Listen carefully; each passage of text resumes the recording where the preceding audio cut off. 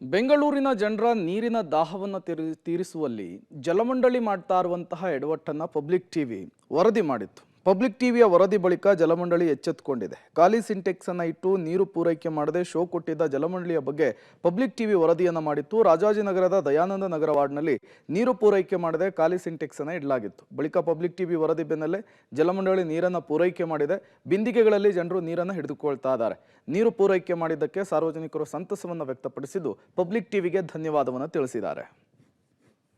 ಈಗಾಗಲೇ ಲೋಕಸಭಾ ಚುನಾವಣೆ ಹತ್ರ ಆಗ್ತಾ ಇದೆ. ಇದೇ ಸಂದರ್ಭದಲ್ಲಿಯೇ ಬೆಂಗಳೂರಿನಲ್ಲಿ ಭಾರತ್ ರೈಸ್ ಮೂಟೆಗಳನ್ನು ಅಕ್ರಮವಾಗಿ ಹಂಚಿಕೆ ಮಾಡಲಾಗ್ತಾ ಇದೆ ಎಂಬಂತಹ ಆರೋಪ ಕೇಳಿ ಬಂದಿದೆ. ಜನರಿಗೆ ಉಚಿತವಾಗಿ ವಿತರಣೆ ಮಾಡಲಿಕ್ಕೆ ತಂದಿದ್ದಂತಹ 950 ಅಕ್ಕಿ ಮೂಟೆಗಳನ್ನು ಸದ್ಯ ಗೋವಿಂದರಾಜನಗರ ಪೊಲೀಸರು ಸೀಸ್ ಮಾಡಿದ್ದಾರೆ.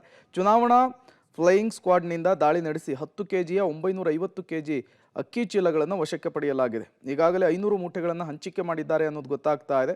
ಸದ್ಯ ಘಟನೆಯ ಸಂಬಂಧ ಗೋವಿಂದರಾಜನಗರ ಪೊಲೀಸ್ ಠಾಣೆಯಲ್ಲಿ ಪ್ರಕರಣ ದಾಖಲಾಗಿದೆ. ತನಿಖೆಯನ್ನು ಕೂಡ ಮುಂದುವರಿಸಲಾಗಿದೆ.